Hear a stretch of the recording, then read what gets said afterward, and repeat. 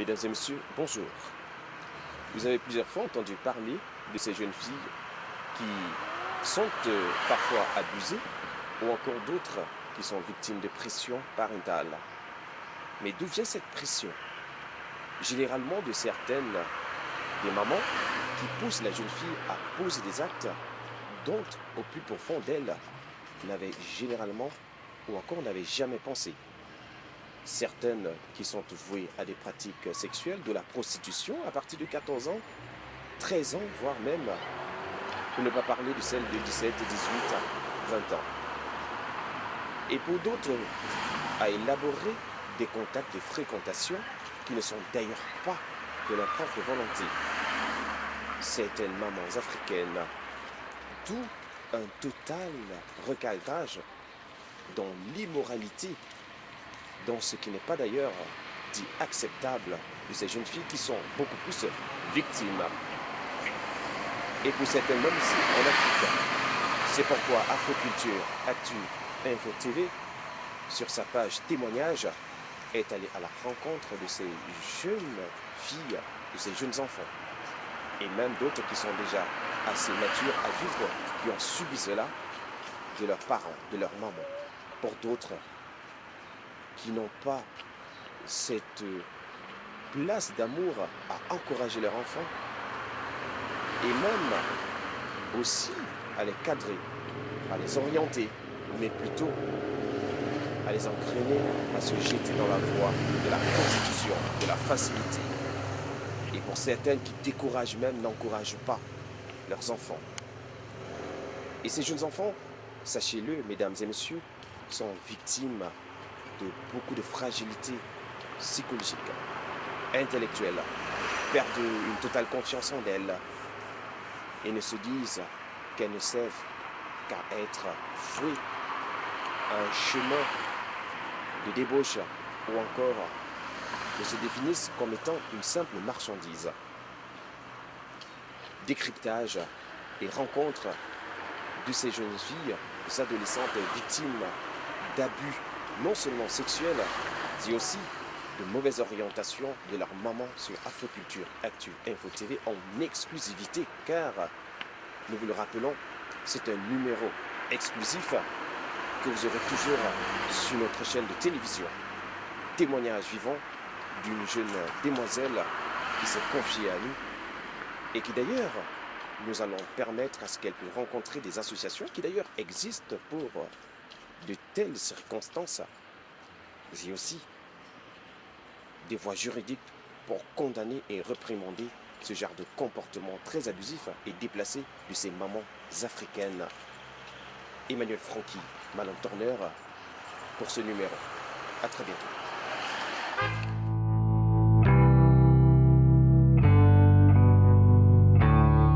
Bonjour. Bonjour.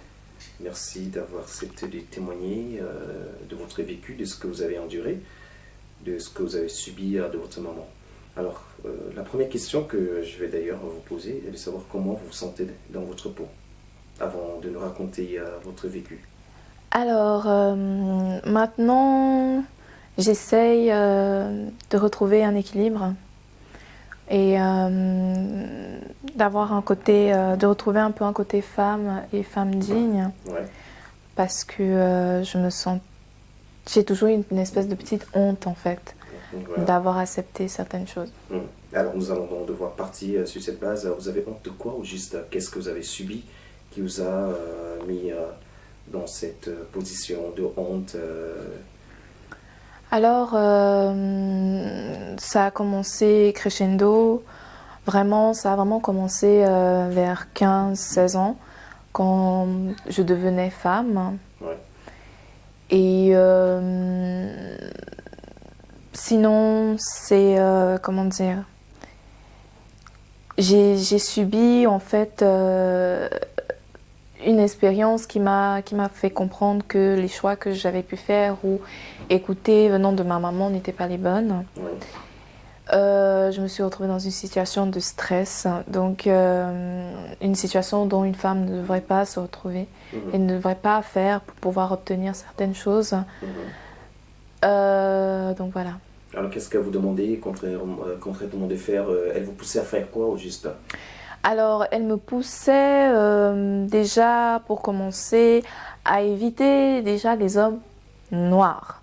Donc, ça a commencé à 14 ans. Donc, des conseils que voilà, l'homme noir est ci, l'homme noir est ça. Ouais. Et puis, au niveau de mes 15-16 ans, Oui. là, ça s'est un peu plus intensifié dans le sens qu'il fallait que je vise l'homme riche. L'homme qui a une couverture financière superbe. Donc, pas un salaire moyen. Voilà. Il fallait éviter l'homme noir parce que l'homme noir est un menteur, etc. etc. Donc, à présent, vous ne côtoyez pas des Africains à cause de votre maman ou Non, pas spécialement. Donc, au départ, c'était que éviter l'homme noir, clairement. Donc, déjà très jeune, hein, quand on vous met ça dans la tête, donc vous pensez que c'est normal, que bah voilà, la société, etc., veut que, dit que, et donc forcément on y croit. On est jeune, donc voilà. Et puis c'est notre maman, elle nous veut que du bien, donc forcément on écoute. Donc, alors voilà. pour elle, c'était de côtoyer que les blancs. Voilà, de côtoyer, mais pas les blancs, juste la couleur. Côtoyer le blanc avec le portefeuille bien rempli. Il faut le dire, avec le portefeuille. C'est ce que vous précisez en fait. Voilà, et côtoyer aussi des milieux, des endroits. Parce qu'il ne faut pas être dans le bar du coin. Alors là, on se retrouve à 15 ans. C'est à 15 ans qu'elle commence à vous inculquer ses valeurs. Voilà, c'est ça.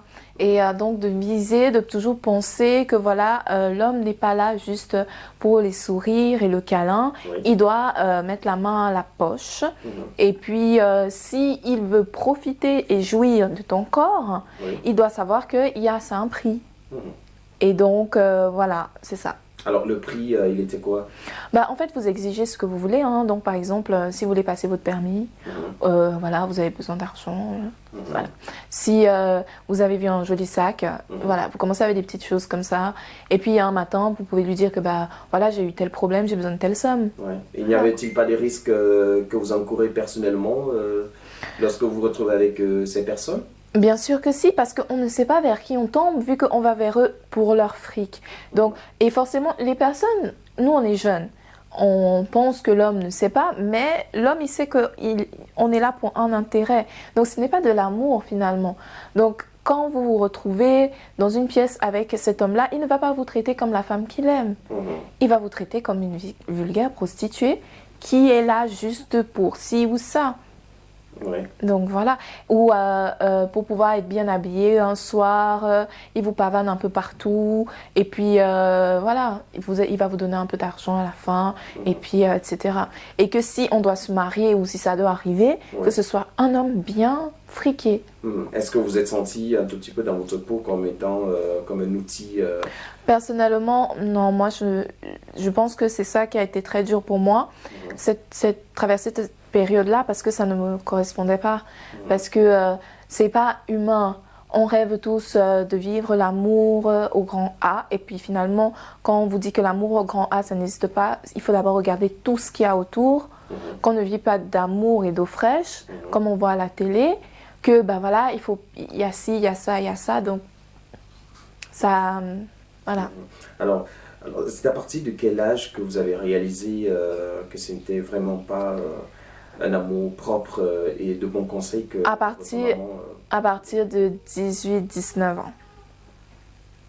Parce que, en attendant, il faut savoir que les mamans, elles ne font pas que parler, elles entrent dans notre intimité. 19 ans. Voilà. Donc vous avez passé carrément 4 ans, donc de 15 ans à 19 ans, à subir cela. Oui, parce que en fait... Pour plaire à votre maman. Voilà, on pense qu'on ne fait pas juste... Et on pense que c'est la société qui veut ça. Parce qu'il faut savoir que quand les mamans se mettent à nous parler, ça devient comme du harcèlement. Donc, on vit... il faut savoir qu'on n'est pas majeur. Donc, moi, j'ai attendu ma majorité et bien plus. Mais on n'est pas majeur. Donc, on vit vraiment chez les parents. Donc on est un peu obligé, on a une espèce de petit chantage en fait. Oui. Donc on est obligé de suivre parce qu'elle s'immisce dans notre intimité, elle décide de ce qui se passe, etc. Elle nous fait culpabiliser. Oui. Donc voilà. Et c'est ça le problème des mamans, c'est que moi je me suis rendu compte très tard que c'était en fait pour rattraper ce qu'elle, elle n'a pas pu faire. Et le problème c'est qu'elle ne se rend pas compte qu'elle nous induisent en erreur et elle nous pousse à la prostitution parce que c'est une forme de prostitution. Avant d'avoir un acte, avant de ça, il faut d'abord que tu m'achètes ça. Mais pareil, pour une prostituée, avant de il faut d'abord que tu payes. Voilà, est-ce qu'à un moment donné de la vie, vous vous êtes senti comme étant un support financier à votre maman ou à votre famille? Bien sûr, parce que on prend les rênes. Il faut construire, il faut investir en Afrique et voilà, l'Europe nous apprend aussi que on est noir, donc c'est un peu choisir la facilité, je trouve, parce que on va vers quelqu'un qui a tout son argent et on va juste se servir, vu que il nous grimpe dessus, donc il doit payer. Voilà, c'est ce que clairement moi. Elle me disait, il n'y avait pas que elle, il y a des tantes, etc. Ouais, qui ont dit... voilà, qui appuyaient ça. Donc, que l'homme doit, avant de monter, il doit payer. Voilà, c'est ça. Clairement ça. Et à l'époque, comment est-ce que vous percevez autant pour moi cela? Comment est-ce que... Intérieurement, je ne me sentais pas à l'aise. Alors, j'avais choisi un peu le célibat, ce qui n'avait pas trop plu à ma famille, parce que j'avais peur de me lancer là-dedans. Donc, j'avais vraiment choisi le célibat. Et 17 ans, être célibataire, voilà, on est à la fleur de l'âge, etc. Il faut pouvoir... parce qu'elles ne font pas que nous pousser à aller vers l'homme, elles nous coachent. Elles coachent nos vêtements, elles coachent tout notre style, comment se comporter, etc. Mais le problème, c'est que quand on se retrouve seul dans la chambre et quand on a quelqu'un qui est violent, on fait face à un viol. Donc, en quelque sorte, ça vous est déjà arrivé Oui. Vous êtes déjà fait violer? Oui, qu'un homme, il a un peu trop bu parce qu'il m'a donné une certaine somme et tout. Donc, il estime qu'il doit faire ce qu'il veut et comme il veut, avec les pratiques qu'il veut. Voilà, alors vous estimez que vous dites que vous avez été violé à cause de votre maman, c'est cela? C'est un peu ça. Pour moi, je remets tout sur elle. Voilà, parce que, clairement, je pense que si elle ne m'avait pas poussée à ça, j'aurais pris le temps de connaître une personne et la personne aurait pris le temps de me respecter. Le problème, c'est qu'après, on ne se fait pas respecter parce qu'on est là pour un intérêt, pour un but ou pour quelque chose. Donc, forcément, on ne se fait pas respecter. C'est bien beau de sortir, d'aller dans les boîtes de nuit, de se montrer. Il y a des témoins. Mais quand vous êtes dans la chambre d'hôtel avec la personne qui a un peu bu, ou bien, vous savez, les Européens aiment bien se droguer, qui s'est un peu drogué, etc., qui n'est pas trop beau, qui ne vous plaît pas déjà. Vous ne connaissez rien au niveau sexuel parce que vous êtes jeune. D'accord? C'est votre première fois, vous avez besoin de douceur. Le monsieur en face qui a déjà eu un parcours de vie, tout ce qu'il a besoin, tout son argent, parce que vous n'allez pas forcément trouver sur un jeune. Faut être clair. Vous n'allez pas trouver sur un jeune. Donc, c'est un monsieur d'un certain âge. Donc, qui va venir vers vous et qui va faire ce qu'il a envie. Et peut-être même quand vous creusez, peut-être que cet homme, à la fin, il est marié, etc. Donc, il veut juste prendre ce qu'il a envie de prendre chez vous. Et puis, il vous lâche là avec ce que vous avez demandé. Donc, si c'est une paire de loups-boutins, vous l'aurez, vos paires de loups-boutins. Mais avant ça, il faudra passer à la casserole. Voilà. Alors, est-ce que vous vous êtes retrouvé dans des chambres d'hôtel par votre volonté ou par naïveté par contrainte? Franchement, par naïveté et contrainte. Et parce qu'on m'a dit que c'était ça. Donc, je rencontre quelqu'un et je veux dire, on ne va pas juste être amis. Le but, c'est qu'il puisse avoir quelque chose qui le pousse à tout le temps vouloir me donner de l'argent. Donc, il faut que je passe à la casserole. Donc, voilà. Voilà. Alors, après tout cela, est-ce qu'il était question d'aller faire un versement ou aller rendre compte à la maman? Non, oui, bien sûr. Bien sûr, elle a besoin de savoir si ça a été. Et bien sûr, si elle voit que voilà, j'arrive avec de l'argent ou quoi, ou s'il y a un conteneur à faire ou quelque chose, j'arrive à gérer avec ça, ben elle va pas vous demander ce que vous avez fait parce qu'elle est consciente de ce que vous avez fait. Mais elle va plutôt vous encourager en disant que ouais, c'est super, tu vois, avec cet argent, on va faire ci, ça, ça, ça, ça. Et les parents poussent à vouloir aussi construire, etc., à vouloir, le m'as-tu vu, mais je pense qu'elles ne réalisent pas que, on se retrouve dans une situation où on est obligé de faire quelque chose. Est-ce que dans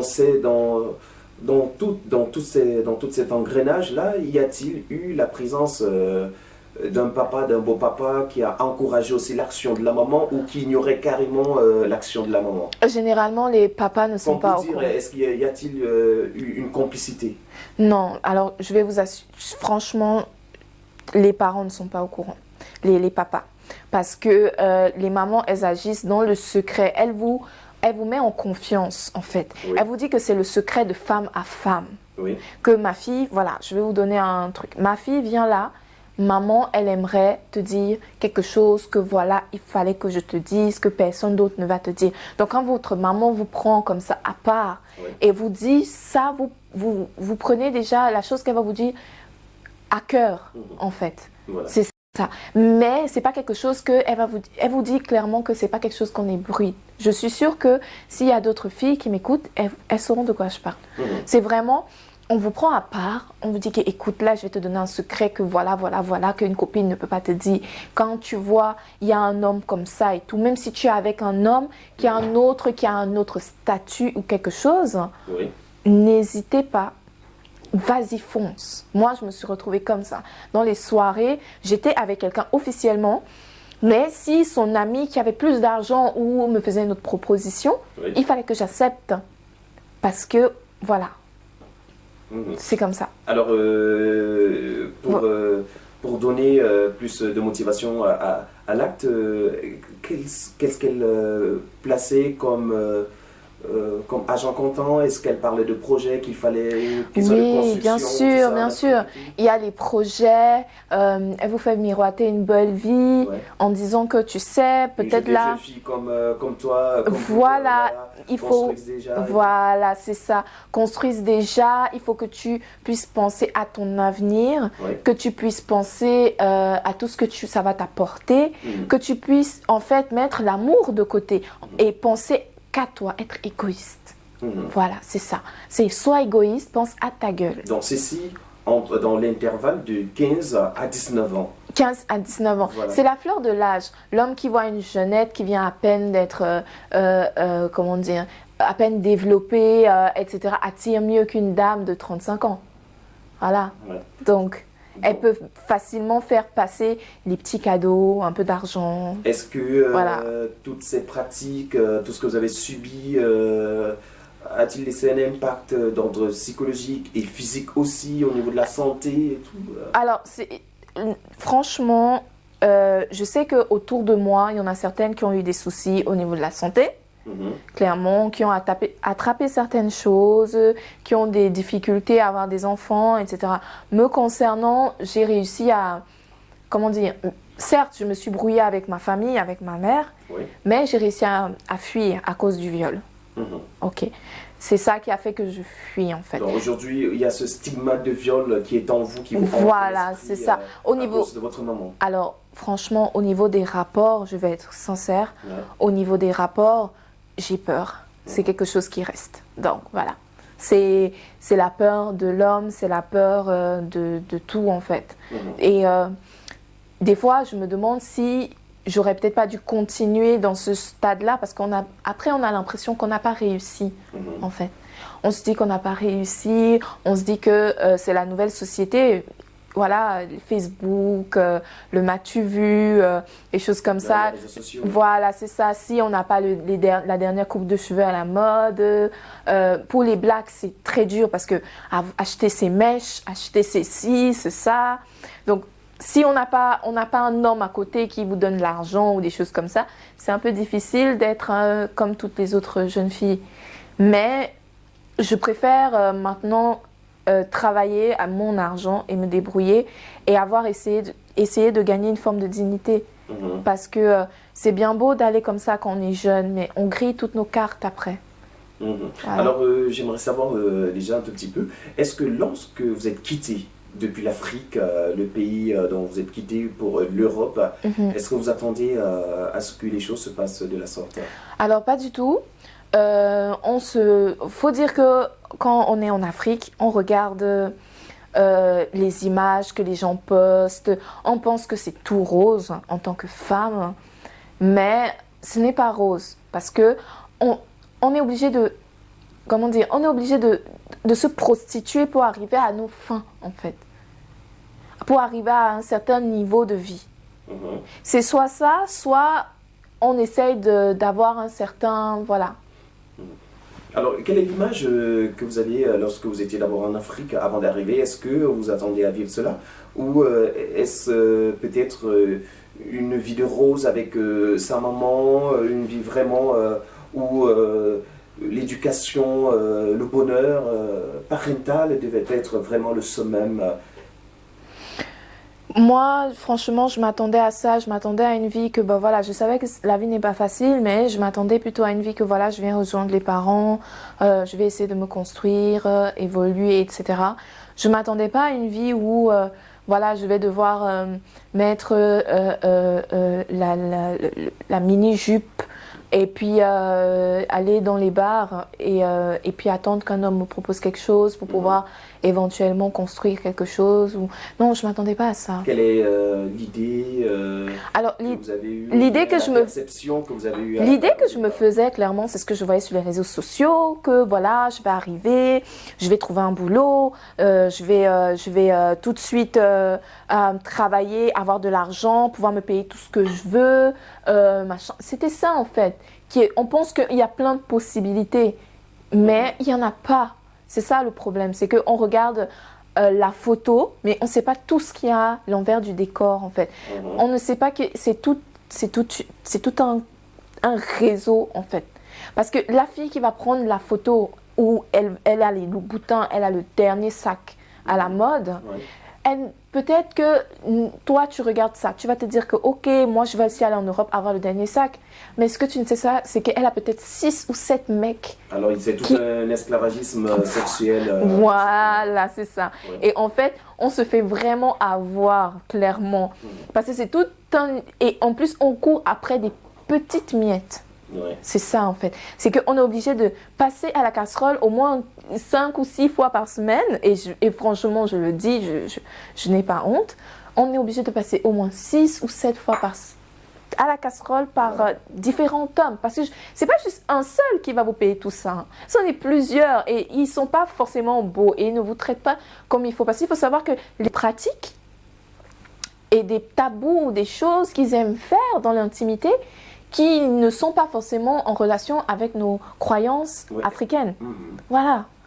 Donc, ils peuvent vous pousser à faire certaines choses, ou avec d'autres femmes, ou avec plusieurs, ou des choses comme ça, pour satisfaire, en fait, leurs besoins. Et ceci avec la complicité et le management de la maman. Oui, parce que la maman ne regardera pas ce que vous auriez fait pendant le week-end, parce que vous aurez trop honte de lui dire ça.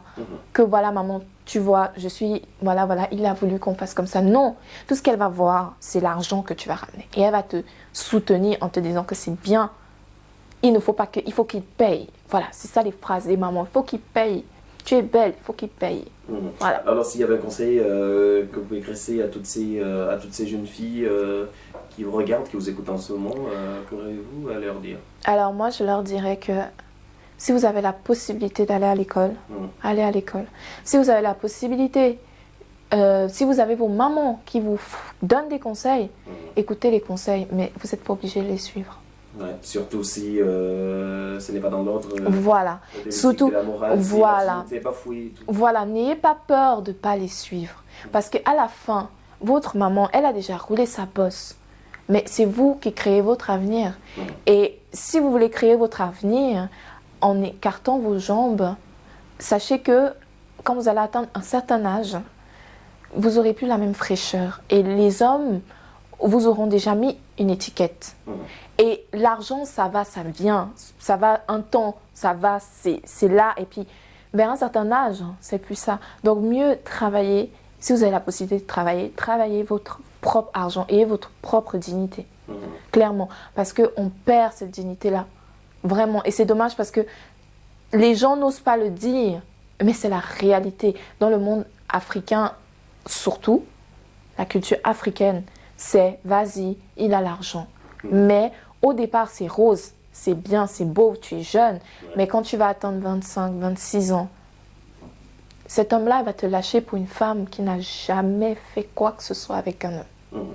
Alors, quel est pour sortir de là, pour terminer avec vous, quel est le regard que vous avez sur la communauté africaine? Est-ce que vous avez essayé de les approcher et tenter une expérience et en déduire que votre maman avait raison, ou vous avez déduit qu'elle avait tort?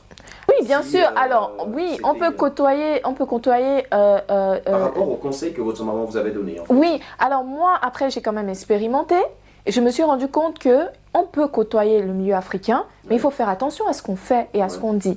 D'accord? Parce que, et surtout ce qu'on fait. Parce que si on fait ce que notre maman nous conseille dans le milieu africain, je peux vous assurer qu'on finit très très mal. Mais on peut côtoyer le milieu africain, il n'y a pas de souci. Mais il faut juste faire attention à comment. Réservé. Voilà. Oui, voilà. Et puis en gardant une certaine intégrité et une certaine dignité. Voilà, c'est ça. Mais il n'y a pas de souci, on peut côtoyer tout milieu. Mais il faut toujours garder une certaine dignité, c'est tout. Mais il faut éviter justement d'aller avec une certaine optique. Donc, de tout de suite viser le bling-bling, viser l'argent, viser ça, il faut éviter. Et aujourd'hui, vous essayez de renaître de nouveau? Est-ce que vous essayez de vous redonner confiance ou Oui, bien sûr. Bien sûr, j'essaie de me redonner confiance. Je suis quelqu'un de croyant. Donc, moi, je me suis remise dans la religion. Et puis maintenant, j'avance, clairement. J'avance et ça se passe très bien.